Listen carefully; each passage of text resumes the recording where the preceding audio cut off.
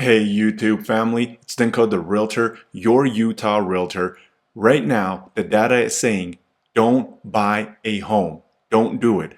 And you know I have the data. You know I'm going to share that with you. Before we do that, make sure you hit that subscribe button because nobody keeps it real with you 100 like Dinko the Realtor and no one has your back like Dinko the Realtor. Do me a favor, smash that like button, help me push this video in front of more people. Now let's get into the data and see what it says. Right here, look at this growth of inventory. And before I show y'all this, I want to pull this one up. Look at this growth right here. So let me remove myself. You just see this growth happening here on this graph, right? All right, now let me pull up the data again here. Here we are. Look at this. June of 2022 had 8,000 units.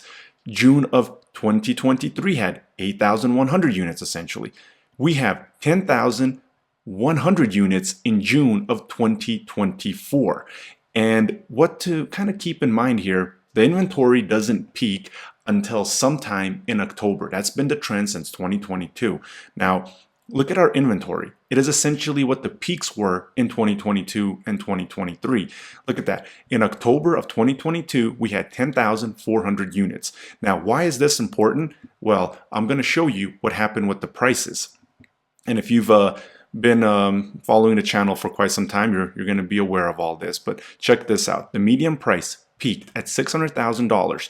And that peak was in May, but October right here was actually the inventory peak. And we saw for 9 consecutive months, all the way until January, prices were dropping upwards of almost $100,000 and upwards of 15% on the average house. Now, when we go back over here to the other Excel sheet, we see that we are essentially there. Now, inventory, when these prices kind of ticked back up, inventory was kind of not increasing as much in 2023 because listings were negative. So right here, we see that listings were just negative every single month, year over year. Well, that trend has changed to start here in 2024, where we are seeing 500, 1,000, 100, and 800. Now in June, the inventory that was being put on the market was only about 100 units more. So let's go back over here and see what that means.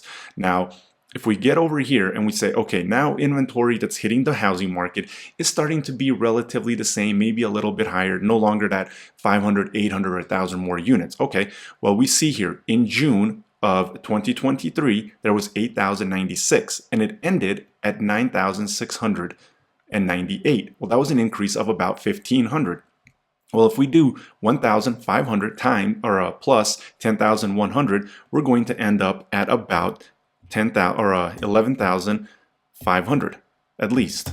So now, if inventory is at 11,500 units, that is going to be essentially 8,000 more units than what we saw when those prices were dropping in that second half of 2022.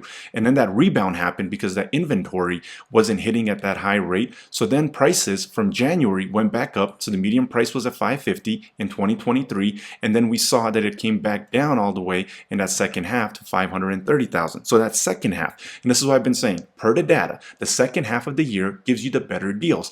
Houses start lingering on the market. And when school year starts, sometime in about September, 1 out of 3, so you have about 30+% of the houses, single family homes that are for sale, that are on there for 100+ days active. And then the sold, the days on market that have sold. So you have the active data and you have the sold data. So the actives have a longer day on market because nobody's buying those houses. And then when somebody starts buying those houses that now have accumulated more days, then the sold data is showing, hey, days on market for the sold data is going up. And we are starting to trend up. So inventory is continuing to rise.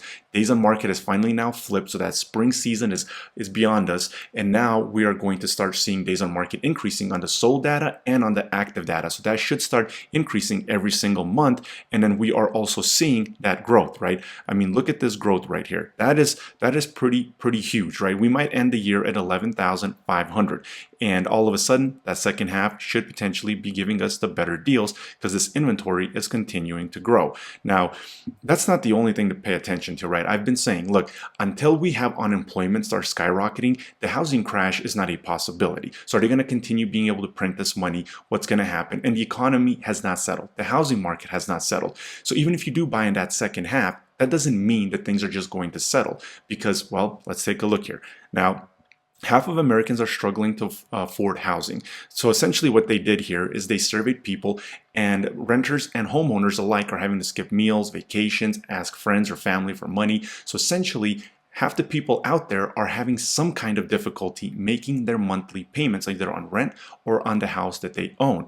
And some much more severely than others. Some are just having to skip certain things, where some are having to pick up another job and ask for money from friends and family. Now, if we take a look at this, Americans are racking up phantom debt, and this is what Wall Street can't track. So this is the buy now, pay later. And this is actually pretty interesting and something else I'm going to show you after that. Look at this.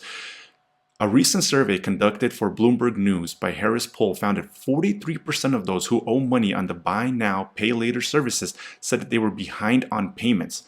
43% are behind on payments, while 28% that they were delinquent on other debt because of spending on the platforms. And it is hard to track. So nobody is really tracking this phantom debt because it's not like credit cards. Now, when we go to the credit card section, I mean, check this out. Essentially right here, millennials stood out. So the New York Fed researchers told reporters that borrowers between the ages of 30 and 39 are falling into delinquency much faster on their credit card debt than anybody else right now.